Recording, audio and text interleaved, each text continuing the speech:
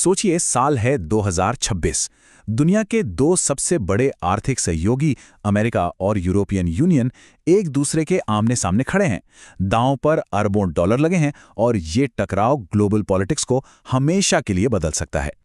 तो सवाल ये उठता है कि क्या हम एक नए ट्रेड वॉर की शुरुआत देख रहे हैं, और वो भी उन देशों के बीच जो दशकों से एक दूसरे के सबसे मजबूत साथी रहे हैं। फ्रांस के राष्ट्रपति इमानुएल मैक्रोन के ये शब्द अपने आप में बहुत कुछ कहते हैं।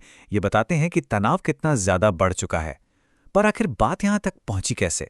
तो चलिए इस मामले की तह तक चलते हैं। इस पूरे विवाद के सेंटर में है ग्रीनलैंड, जो डेनमार्क का एक हिस्सा है और जिसे अमेरिका खरीदना चाहता है।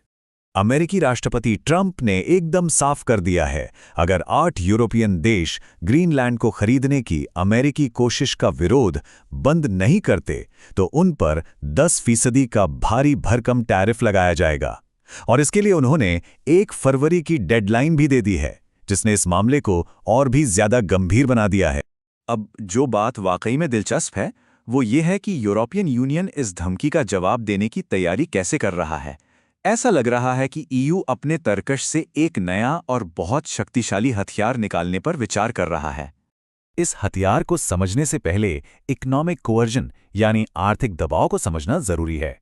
सीधे शब्दों में कहें तो ये तब होता है जब कोई देश टैरिफ जैसे आर्थिक दांव-पेच का इस्तेमाल करके किसी दूसरे देश को अपनी पॉलिसी बदलने पर मजबूर करता है, वो भी ऐसे मुद्दों पर जिनका सीधे सीधे ट्रेड से कोई लेना देना नहीं होता। देखिए, ईयू ने ये टूल रातों रात नहीं बनाया। 2017 से 2021 के बीच अमेरिका ने जो स्टील टैरिफ लगाए थे और चीन में जिस तरह ऑस्ट्रेलिया पर ट्रेड बैन लगाए थे, इन सब घटनाओं के बाद ईयू ने दिसंबर 2023 में एंटी कोअर्शन इंस्ट्रूमेंट यानी एसीआई को अपनाया, ताकि भविष्य में ऐसे आर्थिक दबाव से खुद को बचाया जा सके। तो ये तथाकथित ट्रेड बाज़ूका आखिर काम कैसे करता है? आइए देखते हैं कि इसके नियम क्या हैं। ये कोई जल्दबाजी में लिया जाने वाला फैसला नहीं है, इसकी एक पूरी प्रक्रिया है। सबसे पहले ईयू कमीशन जांच करता है कि क्या सच में आर्थिक दबाव डाला जा रहा है।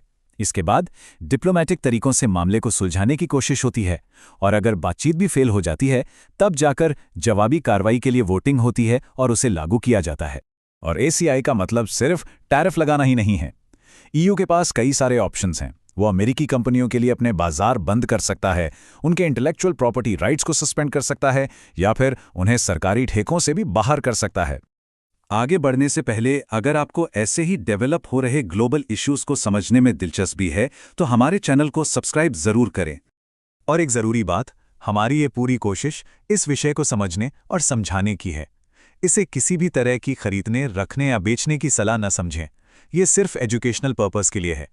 चलिए अब इसके परिणामों पर नज़र डालते हैं। अच्छा, अगर ईयू इस एसीआई को एक्टिवेट कर देता है तो इसका असर सिर्फ अमेरिका और यूरोप तक ही नहीं रहेगा, बल्कि इसकी लहरें पूरी दुनिया के अर्थव्यवस्था पर महसूस की जाएंगी। तो सबसे जरूरी बात है इसका स्केल। अनुमान है कि ईयू अमेरिका के करीब 93 बिलियन यूरो के सामान को निशाना बना सकता है। जरा सोचिए, ये कितनी बड़ी रकम है। देखिए, ऐसे ट्रेड वॉर में कोई आसानी से नहीं जीतता।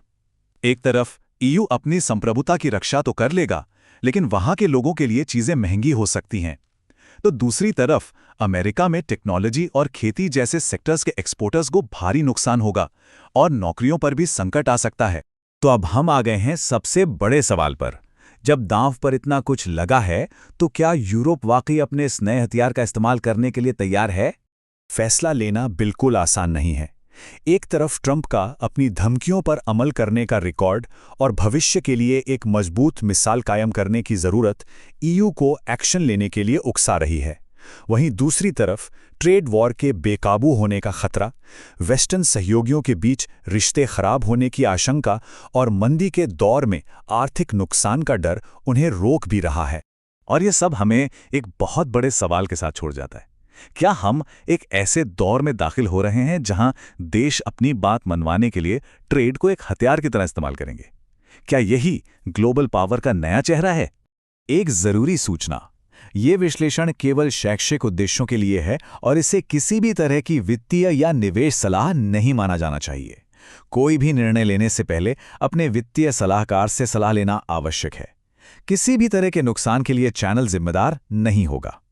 अगर आप ऐसे ही जटिल विषयों पर और भी विश्लेषण देखना चाहते हैं तो चैनल को सब्सक्राइब करना न भूलें।